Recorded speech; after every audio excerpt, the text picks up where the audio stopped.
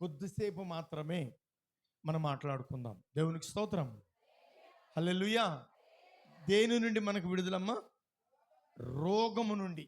అంటే ఇంగ్లీష్లో ఏమంటారు? స్వస్థత, రిలీవ్, హీలింగ్. విడుదలంటే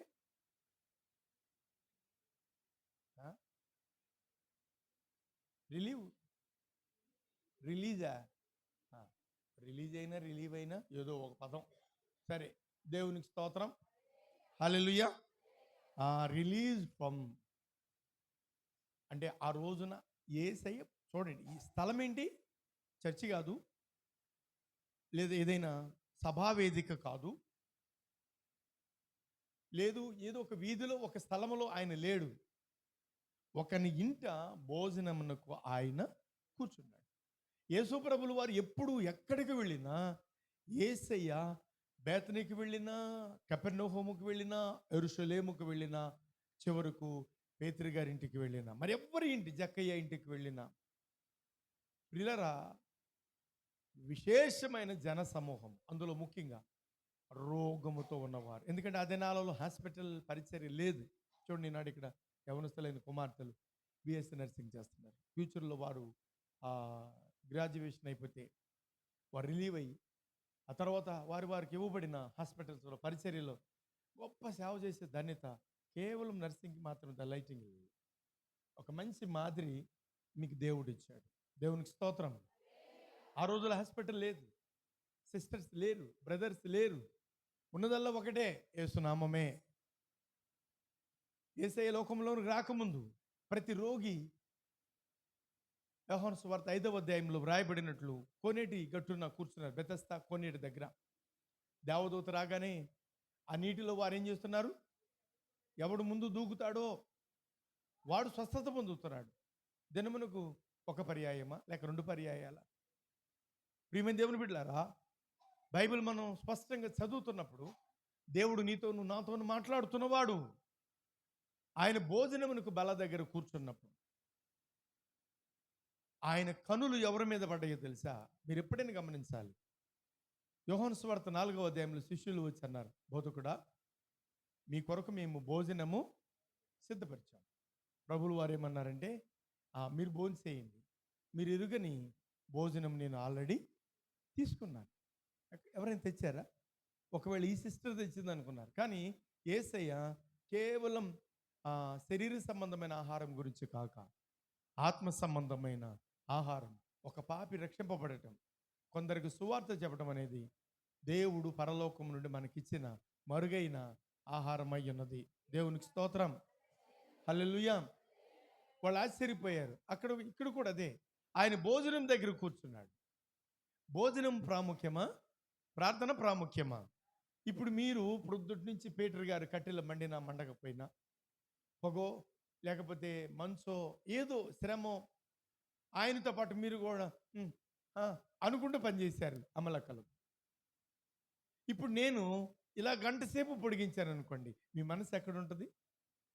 మన ముందున్నాయి కదా భోజన పాత్రలు. ఒకవేళ వెనుకున్న లక్ష్మణ్ జిలేబీ మీద మోతేసాడు అనుకోండి, కమ్మటి వాస్తున్నారు. లేదా పక్కనే ఉన్న సాంబార్ మీద మోతేసాడు అనుకోండి, ఈ ఫ్యాన్ గాలంతా హాయిగా బా ఎంత కమ్మగా ఉందనిపిస్తుంది. యేసయ్య భోజనం దగ్గర కూర్చున్నాడు. మీరు మర్మంతో కూడిన వాక్యం గ్రహించాలి. భోజనం చేద్దామన్నళ్ళు ఈ సమయంలో ఒక జలోదర అనే రోగము పట్టిన ఒక బ్రదర్ ఆయన ఎదుట ఉండగా యేసయ్య గబగబ అన్నం తినేసి చేతులు కట్టుకుని వెళ్ళాడా? చెప్పాలి. మీరు వాక్యం చూస్తున్నారు కదా, లోకాసు వార్త. యేసయ్య త్వరగా భోజనం చేసి ముగించేశాడమ్మా. ఏం చేశాడు ఆయన? తన ఎదుట కూర్చున్న ఆ రోగిని తన దగ్గరకు తీసుకున్నాడు. ప్రియమైన దేవుని బిడ్డలారా, డాక్టర్ ఆంబ్రోస్ పారే అనే ఒక అమెరికన్ డాక్టర్ గారు, నేను కట్టుకడతాను, దేవుడు అనగా యేసయ్య నిన్ను స్వస్థపరుస్తాడు అని ప్రతి రోగికి చెప్పేవాడంట. ఏం చెప్పాడమ్మా? కట్టుకట్టే పని నాది. గాయానికి కావచ్చు, లేదు తలకు కావచ్చు, మంచి కాటన్ తీసుకుని ఏదో డాక్టర్ చేతిలో ఉన్న పరికరాలతోనూ. మనం ఎక్కువ వాడతాం కదా, హాస్పిటల్కి వెళ్ళగానే సిస్టర్స్ చేసే పని ఏంటి? ఫస్ట్ ఎయిడ్ చేస్తారు, తర్వాత బెట్టెడని పెట్టి కట్టుకట్టేసి బ్రదర్ మీరు వెళ్ళొచ్చు అని చెప్తారు. డాక్టర్ గారు అన్నాడు, నేను కట్టుకడుతున్నాను అంతవరకే, కానీ నీ గాయం మానిపేది, నిన్ను స్వస్థపరిచేది మాత్రము యేసు ప్రభులు వారే. నువ్వు ఏ స్థితిలో ఉన్నా, ఏ రోగమైనా సరే, అది జలోదరైనా సరే, శానానబడిన దయ్య సమూహమైన సరే, కుష్ఠరోగమైన సరే, క్షయరోగమైన సరే, రహస్య రోగమైన సరే. రహస్య రోగం అంటే ఏంటో తెలుసమ్మా? చెప్తారు ఎవరైనా? పొత్తి కడుపులో ఊరిడి ద్రవాలు. ఆ పొత్తి కడుపులో ఊడుతున్న ఆ ద్రవమే 12 సంవత్సరాల నుంచి ఆ తల్లి ఆ బలహీనతను కలిగి ఉంది. అట్లని త్రోయబడింది, వెలివేయబడింది. యేసుని గురించి వింది, విశ్వసించింది. నన్ను చంపుతారేమో, కొట్టేస్తారేమో అని అనుకోలేదు. ఈ రోగం నన్ను చంపటం కంటే యేసయ్య పాదాల దగ్గర నన్ను రాళ్లతో కొట్టినా నేను సావడానికి సిద్ధమే, ఎందుకంటే ఆయన రక్షకుడై ఉన్నాడు. ఏమై ఉన్నాడు? రక్షించేవాడు, స్వస్థపరిచేవాడు అయి ఉన్నాడు. కాబట్టి నేను ప్రభు దగ్గరికి వెళ్తాను, ప్రభు నన్ను స్వస్థపరుస్తాడని వెళ్ళింది. దేవుడు ఆ పొత్తి కడుపుకు కలిగిన ఆ గాయాన్ని మాన్పేసి అంటున్నాడు. ఇప్పుడు ఆవిడంటుంది, నన్ను ఎవరో ముట్టుకున్నారా అన్నప్పుడు అంటుంది, అయ్యా నిన్ను ముట్టుకున్న ఆ రోగిని నేనే. ఇదిగో నాకు ఉదర సంబంధమైన రోగం గత 12 సంవత్సరాల నుంచి నేను కలిగి ఉన్నాను. నాకు ఏది సహకారిగా లేకపోగా నా అన్నవారు, నా భర్త, నా బిడ్డలు, నా కుటుంబం నన్ను ఊరు వెలుపల వెలివేసినప్పుడు నన్ను ఊరిలోనికి తీసుకొచ్చింది యేసయ్య నామమే. నన్ను స్వస్థపరిచింది మీ గాయపడిన హస్తాలే.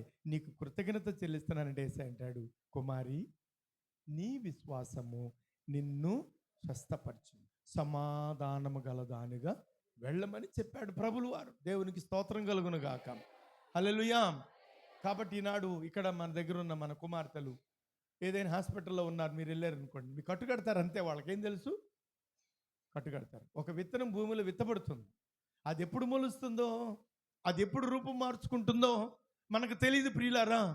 కానీ 3వ దినం మనం వెళ్ళి చూస్తే అది క్రొత్తదైన ఒక రూపాన్ని మనకు కనిపించినట్లే ఆ కట్టు కింద గాయము మాని ఉండడం మనం చూస్తాం. కారణం అదృశ్య దేవుని హస్తమే మనలను స్వస్థపరచునుగాక. మీలో కూడా చాలా మంది యవనస్తులు, వయసుతో సంబంధం లేదు, ఉదర సంబంధమైన ఏదైనా ద్రవాలు ఊరి బాధపడేవారిగా ఉంటుంది. అది వైట్ కావచ్చు, రెడ్ కావచ్చు, ఏదైనా సరే యేసు నామములో మీ శరీరములో నుండి వెళ్ళి పోవునుగాక. అదృశ్య దేవుని హస్తము మిమ్మును ఇప్పుడే తాకునుగాక. అది తలనొప్పైనా సరే, బలహీనత అయినా సరే, అది ఏదైనా సరే యేసుక్రీస్తు నామములో విడుదల కలుగునుగాక. ఆమేన్. 2 Kings chapter 20 from 6 verse చదువుకుందాం. చూడండి ఒకసారి. ప్రభునందు ప్రియులారా, రాజుల 2వ గ్రంథం 20వ అధ్యాయం 6వ వచనంలో, ఇక 15 సంవత్సరముల ఆయుష్ నీకిచ్చేదను, మరియు నా సేవకుడైన దావీదు నిమిత్తమును ఈ పట్టణమును నేను కాపాడు, నిన్నును ఈ పట్టణమును అశ్షూరు రాజు చేతిలో పడకుండా నేను విడిపించేది. ఎవరికి చెప్తున్నాడు ఈ మాట? 15 సంవత్సరాల ఆయుష్ ఎవరికి ఇచ్చాడు? హిజ్కియాకి ఇచ్చాడు. దేవుని పిల్లలారు గమనించండి, దేవుడు కేవలం జలోదర రోగం కొరకు మాత్రమే కాదు. ఎందుకు చెప్తున్నానంటే, తండ్రి అని దేవుడు అదృశ్యుడిగా ఉన్నప్పుడు తన ప్రవక్త చేత, ఇదిగో ఇక నీ దినములు పరిపూర్ణం, నువ్వు దీపముండగా ఇల్లు చక్కపెట్టుకోమని వర్తమానం చెప్తే, ఆ రోగ స్థితిలో మంచం మీదే గోడ తట్టు తిరిగి ప్రార్థన చేశాడు. ఇది పాత నిబంధనలో తండ్రి అని దేవుడు చేసిన మిరకల్. ప్రియులారా, ఆ అదృశ్య దేవుడే, వాక్యమైన దేవుడే శరీరధారిగా క్రొత్త నిబంధనకు వచ్చి ఇప్పుడు అందరి వలె ఆయన తిన్నాడు, అందరి వలె ఆయన నిద్రించాడు, అందరి వలె మనుషులతో మాట్లాడి అందరికీ ఉన్నట్లు రక్త మాంసములు గల శరీరము గలవాడిగా ఉన్నాడు. కానీ ఆయన సాక్షాత్తు దేవుడై ఉన్నాడు. నీ కొరకు అర్పణ ఇవ్వడానికి భూమి మీదకు పంపబడిన దేవుని గొర్రెపిల్ల అయి ఉన్నాడు. దేవునికి స్తోత్రం కలుగును గాక. ఒకసారి మనం న్యూ టెస్టిమెంట్లోనికి వెళ్దాం ప్రియులారా. ఎఫెసీయులకు రాసిన పత్రిక 4వ అధ్యాయంలో నుంచి చూద్దాం. మొదటి 6 వచనాలు మనం చదువుదాం. చూడండి ఒకసారి. కాబట్టి సమాధానమును బంధము చేత ఆత్మ కలిగించు ఐక్యమును కాపాడుకొనుట యందు శ్రద్ధ కలిగిన వారై ప్రేమతో ఒకరినొకడు సహించుచు మీరు పిలువబడిన పిలుపునకు తగిన విధమైన దీర్ఘశాంతము గల వారిగా సంపూర్ణ వినయముతోను సాత్వికముతోను నడుచుకొనవలెనని ప్రభువును బట్టి మిమ్మును చెప్తా ఉన్నాను. పౌలు గారు చెప్తున్నాడు, ప్రియులరా, 4 దినాల ఉపవాస ప్రార్థన కేవలం ఇది మన శరీరాన్ని ఏం చేసుకున్నాం, ఇక్కడుండి శుచి అంటే శుభ్రపరచుకున్నాం. ఓన్లీ శరీరమేనా? మరలా స్నానం చేద్దాం. మీరు స్నానం చేయకుండా మందిరానికి వచ్చారా? స్నానం చేసి వచ్చారు. మరలా మన శరీరమునకు మరలా మలినం అనేది ఉంటుంది. అదే మన హృదయాన్ని కడుక్కుంటే, హల్లెలూయా, ఈ దినాలలో మనం చేసిన మంచి దొడ్డ పని ఏదై ఉందంటే మీరు సమర్పించుకుని ప్రార్థనకు వచ్చారు. కాబట్టి మీరేం చేయాలి? అందరితో ఎలా ఉండాలి? సమాధానమును బంధము చేత. చాలామంది మనకు ఎదురవుతారు. మనం అంటారు, ఏమై ఉంది అంటే పిచ్చిదంతే అంటారు. కానీ బైబిల్ అలా చెప్పట్లేదు. రోగం ఉంటే ఏంటో రోగం అంట, ఆ మనిషి దగ్గర కూర్చోలేకపోతున్నాం, దుర్గంధము లేక బ్యాడ్ స్మెల్ అని చెప్తారు. అయ్యో నా ప్రియమైన దేవుని పిల్లలారా, ప్రభు నిన్ను పంపాడు, ప్రభు నిన్ను ఏర్పాటు చేసుకున్నాడు. ఏమని చెప్పమంటే, నువ్వు భయపడదు, నేను స్వస్థపరచడానికి దేవుడి లోకానికి వచ్చాను. నేను కేవలం ప్రార్థన చేస్తున్నాను. డాక్టర్ గారు ఏమన్నారు? ఆండ్రూస్ పారే, నేను కట్టుకడుతున్నాను, స్వస్థపరిచేది దేవుడు అన్నాడు, యేసయ్య అన్నాడు. ఇప్పుడు నువ్వు యేసునామములో ప్రార్థన చేస్తావంతే, నిన్ను స్వస్థపరిచేది, నీకు సహాయం చేసేది అదృశ్యుడైన యేసు ప్రభులు వారే. హల్లెలూయా. ఈ మాట మీరు కంపల్సరీ వారికి చెప్పాలి. భయపడదు బ్రదర్, నేను ప్రార్థన చేయడమే, ప్రకటించడమే నీలో కార్యసాధకమైన పని. నీలోనికి నువ్వు ఆహ్వానిస్తే, అందుకని రెవల్యూషన్ చాప్టర్ 3:20 ఏమని రాయబడింది? ఇదిగో నేను తలుపు యొద్ద నిలుచుండి తడుతున్నాను, ఎవడైనాను. అంటే మీరు దేవుని స్వరము వినాలి అంటే చెప్పేవాడు లేకపోతే వినేవాడు ఎక్కడి నుంచి వస్తాడు? చెప్పేవారిగా మారని మీరు, కట్టుకట్టేవారిగా మారని మీరు, ప్రార్థించేవారిగా మారని మీరు, ప్రభు యొక్క సువార్తను ప్రజల ముందు ప్రకటించేవారిగా మారని మీరు, ఆరాధించేవారిగా మారని మీరు, నీకు తెలియని నీలో ఉన్న జలోదర రోగమే కావచ్చు, అది ఏదైనా సరే యేసు నామమున ఎదుటి వారి నుండి పారిపోవును గాక. హల్లెలూయా, హల్లెలూయా. ప్రభునందు ప్రియమైన దేవుని బిడ్డలారా, మరి ఒక మాటను మనం చదువుకుందాం. దట్ సేమ్ అంటే ఈ జలోదర అనే రోగము పాత నిబంధనలో కూడా దినవృత్తాంతాల సెకండ్ క్రానికల్స్ చాప్టర్ 16:12 చూడండమ్మా, 16వ అధ్యాయం 12వ వచనం. 2వ దినవృత్తాంతాల గ్రంథంలో కూడా ఈ మాట మన కొరకు వ్రాయబడి ఉంది. ఆసా తన ఏలుబడి యందు 39వ సంవత్సరమున జబ్బు పుట్టి తాను బహు బాధపడినను దాని విషయంలో అతడు యెహోవా యొద్ద విచారణ వైద్యులను పట్టుకొనెను. చూడండి, ఆసాకు వచ్చిన రోగం వస్తే మనం ఏం చేయాలి? మీకు ఒక విషయం తెలుసమ్మా, నేను గొప్ప చెప్పట్లేదు. నేను కొండలగ్రహారం వచ్చిన కొత్తలో ఒక్క రోజైనా నేను ఇంటి దగ్గర ఉండి నేను ఎరుగను. నిద్ర 4 గంటలకు లేచి నేను ప్రార్థన చేసుకుని అమ్మగారిని జాగ్రత్త అని చెప్పి పొద్దుట 2 గ్రామాలు సైకిల్ మీద వెళ్ళి విజిట్ చేసేవాడు. ఎందుకంటే అప్పుడు కొండలగ్రహారాన్ని ఆనుకుని 16 గ్రామాలు ఉన్నాయి. 16 గ్రామాలకి నేను ఒక్కడిని. టీచర్ గారికి తెలుసు, ఇక్కడ జకరీ గారు, అక్కడ నేను. నా శరీరము అలసిపోయి, ఎందుకు అలా అన్నారంటే, సోమవారం వచ్చిందంటే హోల్ నైట్ ప్రేయర్ ఉండేది, శుక్రవారం వచ్చిందంటే చర్చిలో హోల్ నైట్ ప్రేయర్ ఉండేది, మంగళవారం వస్తే అమ్మగారికి స్త్రీల సహవాసం ఉండేది. అమ్మగారు, డాక్టర్లు అందరూ కలిసి ఊళ్ళో సువార్తకి వెళ్ళేవాడు. ఈ ప్రార్థన ఫలితము కొండలగ్రహారం చర్చిలో నేను ఉన్నప్పుడు 1250 మంది విశ్వాసులను దేవుడిచ్చాడు. ఆ రోజుల్లో నాకు జ్వరం వచ్చిందని నాకు తెలుసు. ఎలా తెలుసు? మా అమ్మ నాతోనే ఉంది. పాస్టమ్ గారు భయపడుతుంది, చిన్నమ్మాయి కదా. అప్పుడు మాకు పెళ్ళి సంవత్సరం కూడా అవ్వలేదు. నాకు పెళ్ళి 4 నెలలుగా కొండలగ్రహారం వచ్చాను. చిన్నది, పక్కన కూర్చుని నూనె రాస్తాను, అది జిడ్డుగా ఉంటుందని. హాస్పిటల్ పక్కనే ఉన్నాను. కానీ నాలో మొండితనం ఏంటంటే, నేను రోగాన్ని జయించాలంటే ప్రార్థన చేయాలి కానీ టాబ్లెట్స్ అంత మాత్రము కాదు. మోకాళ్ళు వేసి ప్రార్థన చేశాను. నాలో జ్వరం వచ్చిన వాళ్ళ దగ్గర ఏ స్మెల్ వస్తుందమ్మా?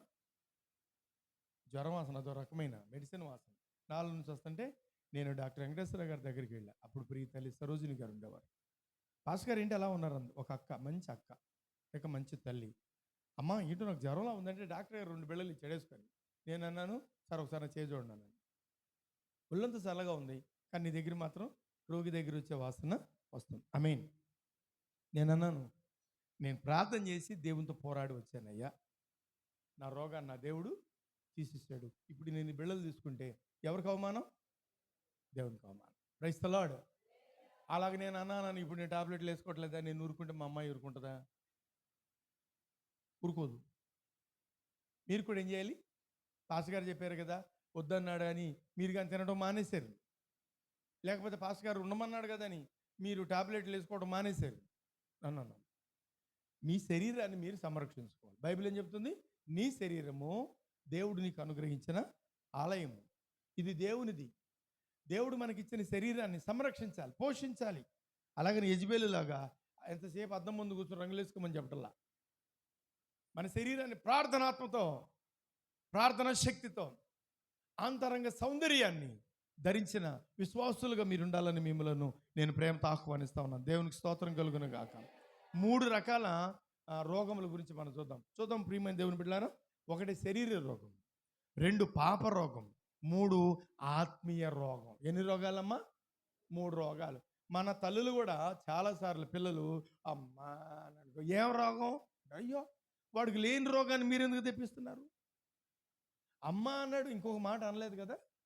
అప్పుడు మీరేమంటున్నారు? జాగ్రత్త, చిన్నపిల్లలు కలిగిన తల్లులారా, మీ 4 అదుపులో ఉండాలి. మీరు శపించడానికి, దూషించడానికి దేవుడు ఒప్పుకోడు. మీ నోట్లో బూతులు రాకూడదు. కోప్పడండి కానీ పాపం చేయకండి అని బైబిల్ చెప్తుంది. ఏం చేయాలి మీరు? అమ్మ అన్నాడు అనుకో, కోపంగా నేను ఎరా తప్పలేదు. అంతేగాని దానికి ఇంకోటి తగిలించి ఏం రోగం ఉంటే ఎలా కుదిరితే ఈ 3 రోగాలు ఏ రోగం వాడికి అని చెప్తారు మీరు? అవునా? Praise the lord. Hallelujah, hallelujah. కాబట్టి ప్రభునందు ప్రియమైన దేవుని బిడ్డలారా, ఈ 3 రోగాల నుంచి పరమ వైద్యుడని యేసయ్య మనలను విడిపించబడును గాక. నేను ఫలానా చెప్పను, శరీరానికి బోల్డ్ రోగాలు ఉన్నాయి. నేను చిన్నప్పుడు నాకు ఒకసారి టైఫాయిడ్ వస్తే మా నాన్నగారు హాస్పిటల్ తీసుకెళ్తే, ఆయన పేరు సుబ్బారావు గారు, మంచి పేరు. ఆ రోజు ఇలా చేయి పట్టుకుని రోగాన్ని నిర్ధారించేవాడు డాక్టర్. ఇప్పుడు అసలు రోగితో సంబంధం లేదండి. లక్ష్మి కూర్చున్నాడు, చిన్నమ్మలు కూర్చున్నాడు, రోగిని కూర్చోబెడుతున్నారు. ఇక్కడ కూర్చుని మొహం చూసి ఈ అమ్మాయ పక్కన సిస్టర్ ఉంటుందిగా, అమ్మాయికి ఇచ్చి టెస్టులు చేస్తున్నాడు. ఇప్పుడు అక్కడికి పోయిన తర్వాత ఒరిజినల్ ఇస్తాడో డూప్లికేట్ ఇస్తాడో తెలియదు. ఒక ఆయన నా దగ్గరకు వచ్చి అన్నాడు, పాస్టర్ గారు నా ఒంట్లో లేని రోగం నాకు ఉందని రిపోర్ట్ ఇచ్చాడు ఏంటండి అన్నాడు. ఏ రోగం తెలుసా ఆడికి? రోగం హెచ్ఐవి. నేను అన్నాను, సెకండ్ ఆప్షన్ తీసుకోవాలన్నా మీరు. ఏ ఆప్షను? సెకండ్ తీసుకో వెళ్ళన్నాను. నార్మల్ వచ్చింది. అప్పుడు తర్వాత వెళ్తే అన్నాడు, సార్ మీరు క్షమించాలి, ఒకరికి ఇవ్వబోయి టెస్టులు ఏమయ్యాయి? మారాయి. అయ్యో దేవా, ఒకవేళ వాడు ఏదైనా ఈ సమయంలో నాకు ఈ రోగం ఏంటి, నాకు ఈ తెగులేంటని నిర్ణయం తీసుకుంటే ఎవరిది అపరాధము? నేను కొండలకి పాసుకున్నప్పుడు ఏసీ కాలేజ్ ప్రిన్సిపాల్ గారు, మన బీఈడి కాలేజ్ ప్రిన్సిపాల్కి వచ్చాడు. మీ ఇంట్లోనే ఉన్నారు, జ్యోతిరాజు గారు. ఒక సిస్టరు ఒక ఇంజెక్షన్ అయిపోయి ఎవరికనో రాసిన ఇంజెక్షన్ లోడ్ చేస్తుంటే సిరంజి నిండా ఈవిడికే కావాలనేసి వెళ్ళిపోయింది సైలెంట్గా. విత్ ఇన్ 5 నిమిషాలు చచ్చిపోయింది మిస్టర్ జ్యోతిరాజు గారు. ఫస్ట్ జిఎన్ఎం కొండలగిరి రావటం అదే స్టూడెంట్స్కి అని చెప్పాడు. నా కుమార్తెలుగా మీకు చెప్తున్నాను, కోపం లేని మనిషి ఆయన. నిర్లక్ష్యంగా వైద్యం చేయకండి, 1-2 సార్లు డాక్టర్ని అడగండి. ఈరోజు నేను ఒక్కడనే వచ్చాను, నాతో నా భార్య లేదు, ఆ ఇంజెక్షనే అని చెప్పాడు. నా కుమార్తెలారు మీకు కూడా అదే చెప్తాను. ఎవరి పట్ల మనము తొందరపడి చేయొద్దు. అది ఏ రోగమైనా సరే, యేసయ్య నీకు ఇచ్చిన పని అని, బాధ్యత అని నువ్వు ప్రార్థన చేస్తే చెయ్యి. ఆ ప్రార్థన ఎలా ఉండదు తెలుసా? ఆ రోగిని విశ్వాస సహితమైన ప్రార్థన ఆ రోగిని స్వస్థపరిచేదిగా ఉండాలి. హల్లెలూయా, హల్లెలూయా, హల్లెలూయా. కాబట్టి ప్రభునందు మిక్కిలి ప్రియులారా, నేను ముందుకెళ్తున్నాను. ఈ యేసు ప్రభులు వారు అనగా మన ప్రభులు వారు ఈ జలోదర రోగాన్ని మాత్రమే కాదు, ఆశాకు వచ్చిన రోగము మాత్రమే కాదు, కాబట్టి ప్రతి ఒక్కడు పరిపూర్ణమైన శరీరం గలవారిగా. చూడండి మత్తయి సువార్త 5వ అధ్యాయంలో వినండి. కుష్ఠరోగి తన శరీరం అంతా కుళ్ళిపోయింది, ప్రభు దగ్గరికి వచ్చాడు, ప్రభు అని స్వస్థపరిచాడు. ఎలా ఉన్నాడు? అప్పుడే పుట్టిన చంటి పిల్ల శరీరాకృతి. దేవునికి స్తోత్రం, హల్లెలూయా. అంటే దేహమంతయు, జలోదర రోగం అంటే దేహమంతయు నీరు, కడుపు అంతయు నీరు, ఉదరంలో ఎక్కువ ద్రవం చేరడం. ఈ వ్యాధి గల వ్యక్తి బ్రతికి ఉండగానే నరకాన్ని అనుభవించడము, వైద్యం లేదు, రోగి చనిపోవడమే.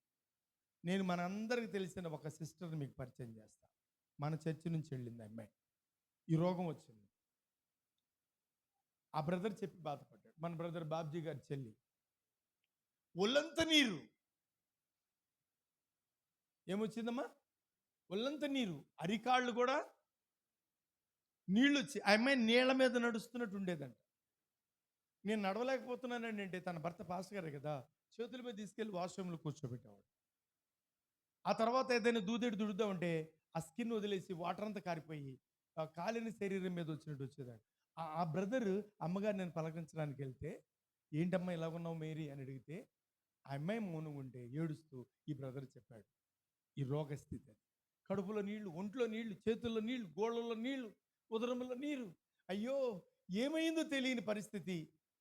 ఇక చచ్చిపోయిందేమో అనుకుంటే ఆ కుర్రాడు, నాకు తల్లి లేదు, తండ్రి లేరు, నాకున్న భార్యను తీస్తామని ప్రభు పాదాల పట్టుకు నేడిస్తే ఈరోజు వాళ్ళిద్దరూ జోగింపేట, ఎక్కడ, కొత్తకోట కళ్యాణపురం దగ్గర పరిచర్య చేస్తున్నారు. హల్లెలూయా, హల్లెలూయా. మనకు తెలిసిన మనిషిని మీకు నేను జ్ఞాపకం చేస్తున్నాను. 2 బిడ్డలు తల్లి అయిపోయింది అమ్మాయి. ప్రియమైన దేవుని బిడ్డలారా, ఎవరికి ఎప్పుడు ఏ రోగం వస్తుందో తెలియదు. దేవుడు నీ పట్ల ఒక ప్రణాళిక కలిగి ఉన్నాడు కనుక మీరు కూడా మీ శరీరమును మీదకు, లేకపోతే మీ మనసులోనికి మిమ్మల్ని పాడు చేసే రోగం అనే తెగులు రాకుండా దేవునికి స్తోత్రం కలుగును గాక. చూడండి, ప్రపంచాన్ని భయపెట్టిన వ్యాధి ఒకటి వచ్చిందా? అందరి మధ్యకి వచ్చిందా? అసలు మనుషులు బోర్డు పెట్టారు ఇంటి ముందు, ఏమని? మీకు దండం పెడతాను, మీకు కావాలంటే డబ్బులు ఇస్తాను, నా ఇంటికి రాకుండా రా అని. ప్రియమైన దేవుని బిడ్డలారా, చాలామంది ఉల్లిపాయలు గడిగి ఆరబెట్టేవాళ్ళు. డబ్బులు ఎవరైనా డబ్బులు ఇస్తే వాటిని కూడా శుభ్రంగా నీటిలో ముంచి బట్టలు పెట్టారు, క్లిప్పులు పెట్టారు రాకూడదని. అందరినీ పలకరించి వెళ్ళింది. సరేలే, నీ రేషన్ కార్డు చినిగిపోయింది అనుకున్న వాళ్ళు అక్కడికే లేరు. నాలాంటి వాళ్ళని ఎక్స్క్యూజ్ చేసి వెళ్ళు, ఒళ్ళు దగ్గర పెట్టుకుని దేవుని సేవ చేయమని మరలా మీ మధ్యన నుంచోబెట్టాడు. దేవునికి స్తోత్రం, హల్లెలూయా. తీరా నేను అక్కడికి వెళ్ళిన తర్వాత ఒక డాక్టర్ గారు వచ్చి, ఎవరండి మీరు అన్నాడు. నేను పాస్ గారు అన్నాడు. అది కాదు, మీరు ఇక్కడ ఎందుకున్నారు అన్నాడు. ఏమన్నా అన్నాను, నీకు అసలు ఈ లక్షణాలు ఏం కనపట్టలేదు అన్నాడు. ఏమో బాబు ఆటో అదే ఏమంటారు దాన్ని, అంబులెన్స్లో వేసుకొచ్చారండి, మీరు పక్కన ఉంచండి అన్నాడు. లెటర్ రాసి ఇన్ని నేను పంపించేస్తున్నాను, వెళ్ళిపోమ్మా. దేవునికి స్తోత్రం. దానికి రాత్రి అమ్మగారు నా కొరకు ఎక్కువగా ప్రార్థన చేశారు. మందిరం సంఘం ప్రార్థన చేశారు. ఒక గాజు గ్లాసులో ఒక ఆరెంజ్ తొన ఇలా ఓపెన్ చేసి విత్తనాలు తీసి నీటిలో వేస్తే ఎలా కనపడుతుందో గాజు గ్లాసులో పరలోకం నుండి ఒక అదృశ్య హస్తం ఆ గ్లాసును తీసుకొచ్చి నాకు ఇచ్చారు. నేను దాన్ని పట్టుకున్నానంతే, నా రోగం పోయింది. దేవునికి స్తోత్రం కలుగునగా. ప్రభా ఏమన్నాను, వెళ్ళి ఇంకా నేను అప్పుడు చెప్పాను, ఇప్పుడదే చెప్తున్నాను. అది జలోదర రోగమైనా సరే, యేసయ్యను ఆకర్షించిన ఏ రోగమైనా సరే, యేసు నామము నీ నోటిలో నీ హృదయంలో ఉంటే అది ఏ శైతానైనా సరే పాతాళంలో బంధించబడును గాక, శీఘ్రముగా స్వస్థత కలుగును గాక. కాబట్టి మీరు కూడా ఏమాత్రం భయపడకుండా యేసు రక్తం, యేసు రక్తం అని నేను ఇక్కడ ఉన్న వారందరికీ అదే చెప్తున్నాను. యేసు రక్తము నిజమైన ఔషధము, నిన్ను శుద్ధీకరించేది. నీ కొరకు ఆయన లోకానికి ఇచ్చిన ఔషధం ఏదైనా, అప్లై చేసేది ఏదైనా ఉందంటే జెండుబా చెప్పను, మెంతో ప్లస్ అని చెప్పను, యేసు నామమే. దేవునికి స్తోత్రం. యేసు రక్తం నీ మీద ప్రోక్షించబడును గాక, మీరు కడగబడుదురు గాక, మీరు అభిషేకించబడుదురు గాక. ప్రతి మనిషి తల్లి గర్భంలో ఆరోగ్యంగా పుట్టిన శిశువు వలె మీరు ఉందురుగాక. ఇక మీకు వృద్ధాప్యం అనేది ఉండకుందురుగాక. ఎందుకంటే వాక్యం ఏం చెప్తుంది? ముసలితనం ముందు వారు ఎలా ఉంటారు? చిగురు పట్టుదురు, సారము కలిగి పచ్చగా ఉందరు. తలనెరుపు వృద్ధులకు సౌందర్యము. దేవునికి స్తోత్రం. హల్లెలూయా. తలనెరుపు ఇప్పటి కాలంలో అందరికి వస్తుంది కనుక ఎవరు తెల్లగా కనపట్టలేదు, అలా గాయత్రి గారు తప్ప. ఆ, మరి మేడం గారు ఏం వాడుతున్నారు అడగండి రా ఆడపిల్లలు. హల్లెలూయా. ప్రభు మిమ్మల్ని దీవించాలి. కారణం ఏంటంటే దేవుని యొక్క సన్నిధి, దేవుని యొక్క కృప మనం ఆస్వాదించి క్రీస్తులోనే ఆనందించే వారికి ఉండాలి. అక్కడ ఉన్న వాళ్ళందరూ ఈయన ఏం చేస్తాడో చూద్దామని కనిపెడుతున్నారు. వాళ్ళ పని ఏంటమ్మా? మంచిని చెరుపు చేయడానికి, ప్రకటించే నోరు మూయించాలనుకుంటున్నారు. అది సాధ్యము కాదు. యేసయ్య ఆ బ్రదర్ దగ్గరికి పిలిచి నువ్వు స్వస్థత పొందగోరుచున్నాడని గ్రహించి ఆ బ్రదర్ ముట్టు తాకాడు. మీరు చదువుకున్న బైబిల్ అంతా. అలాగే నీకే బలహీనత ఉన్నా, షుగర్, బీపీ అయిన సరే, అది ఒకవేళ అంటే ఎముక సంబంధమైన, న్యూరో సంబంధమైన, లేదు శరీరంలో ఏదైనా సరే, యేసుక్రీస్తు నామంలో మీకు స్వస్థతను దేవుడు ఏర్పాటు చేశాడని మీకు నేను జ్ఞాపకం చేస్తున్నా. కాబట్టి ప్రభునందు ప్రియులారా, ఆ దినాలలో విశ్రాంతి దినమున ఏమి చేయకూడదనే నిబంధన ఉంటే, ఆ విశ్రాంతి దినమునకు ప్రభువుగా ఆయనే వచ్చాడు కనుక, ఆయనకు అధికారం ఉంది కనుక, అక్కడికి వచ్చిన వారందరినీ స్వస్థపరిచినట్లే మీరు కూడా స్వస్థపరచబడినట్లు నమ్మకమైన సాక్షులుగా నిలబడి ప్రభు పని చేయండి. ప్రభు మిమ్మల్ని దీవించి ఆశీర్వదించును గాక. ఆమేన్. సమస్త జ్ఞానము మించిన సర్వోన్నతమైన దేవుని ప్రేమ యేసుక్రీస్తు ప్రభులు వారి వలన మీ హృదయములకు తలంపులకును సదా కావలి ఉండి కాపాడును గాక.